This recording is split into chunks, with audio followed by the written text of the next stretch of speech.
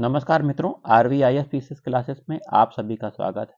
आज हम नीति आयोग के बारे में संपूर्ण जानकारी जानेंगे। तो शुरुआत करते हैं। नीति आयोग क्या है? राष्ट्रीय भारत परिवर्तन संस्थान नीति आयोग का फुल फॉर्म है। राष्ट्रीय भारत परिवर्तन संस्थान की स्थापना मंत्रिमंडल संकल्प के द्वारा 1 जनवरी 2015 को की गई थी। तो याद रखिएगा, 1 जनवरी 2015 को नीति आयोग का गठन हुआ था। नीति आयोग सहकारी संघवाद के सिद्धांत का परिपालन करते हुए भारत सरकार का नीतिगत मुद्दों पर सलाह देने हेतु एक थिंक टैंक है। नीति आयोग को उसके पूर्ववर्ती संस्था योजना की तुलना में अधिक समावेशी, बाजार उन्मुख तथा दक्ष संस्था माना जाता है। नीति आयोग के उद्देश्य आप याद कर लीजिए।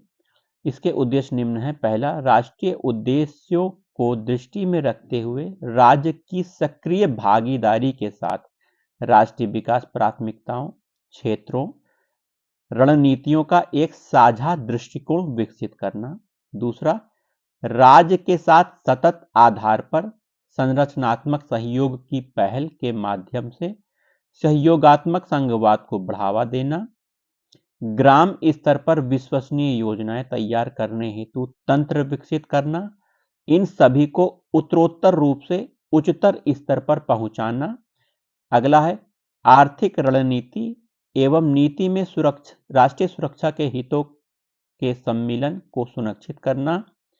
समाज के उन वर्गों पर विशेष ध्यान देना जिन तक आर्थिक प्रगति की समुचित रूप से लाभान्वित न होने पाने का जोखिम हो। अगला, रणनीतिक दीर्घावधिक नीति तथा कार्यक्रमों का ढांचा तैयार करना, पहल करना, उनकी प्रगति तथा क्षमता की निगरानी करना। अगला है महत्वपूर्ण हितधारकों तथा समान विचारधारा वाले राष्ट्रीय तथा अंतरराष्ट्रीय थिंक टैंकों के साथ शैक्षिक एवं नीति अनुसंधान संस्थानों के बीच परामर्श तथा भागीदारी को प्रोत्साहित करना।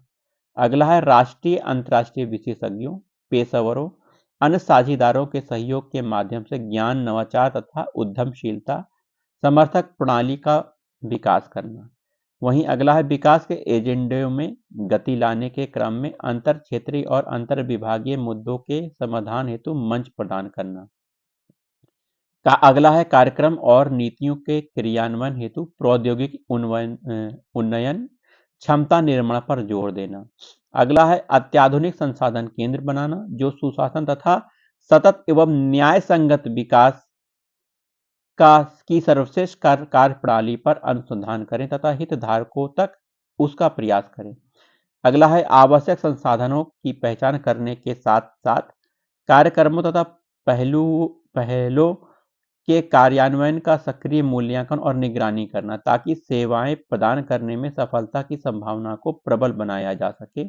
अगला है राष्ट्रीय विकास एजेंडा और उपयुक्त उद्देश्यों की पूर्ति के लिए कुछ आवश्यक गतिविधियों को संपादित करना। वहीं नीति आयोग के समस्त अधिदेशों को 4 मुख्य क्षेत्रों में विभाजित किया गया। पहला, ज्ञान और नवाचार को बढ़ावा देना। दूसरा, नीति फॉर स्टेट, सहकारी और प्रतिस्पर्धी संघवाद। वहीं अगला है परिवर्तनकारी बदलाव लाना। अगला है अनुवीक्षण और मूल्यांकन। नीति आयोग का गठन देख लेते हैं। 1 जनवरी 2015 की संकल्प तथा 16 फरवरी 2015 के संशोधन द्वारा नीति आयोग के गठन की व्यवस्था इस प्रकार है। पहला, प्रधानमंत्री भारत के इसके अध्यक्ष होंगे। वहीं इसके शासी परिषद में सभी राज्यों और विधान मंडलों से युक्त संघ राज्य क्षेत्रों के मुख्यमंत्री, अन्य संघ राज्य क्षेत्रों के उप राज्यपाल होंगे। वहीं विशिष्ट मुद्दों तथा ऐसे आकस्मिक मामले जिसका संबंध एक या अधिक राज्य क्षेत्रों से है को देखने के लिए क्षेत्रीय परिषद का गठन किया जाएगा। ये विशिष्ट कार्यक्रम के लिए गठित होंगी।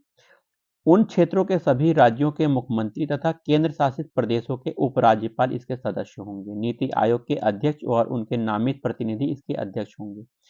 वहीं आयोग में प्रधानमंत्री द्वारा संबंधित क्षेत्र का ज्ञान रखने वाले दक्ष विशेषज्ञों कार्यरत व्यक्ति विशेष आमंत्रित सदस्य के रूप में नामित किए जाएंगे। वहीं पूर्णकालिक संगठनात्मक ढांचे में अध्यक्ष प्रधानमंत्री के अलावा निम्न होंगे। प्रधानमंत्री के अलावा उपाध्यक्ष प्रधानमंत्री द्वारा नियुक्त होगा। पूर्णकालिक सदस्य विश्वविद्यालयों, शोध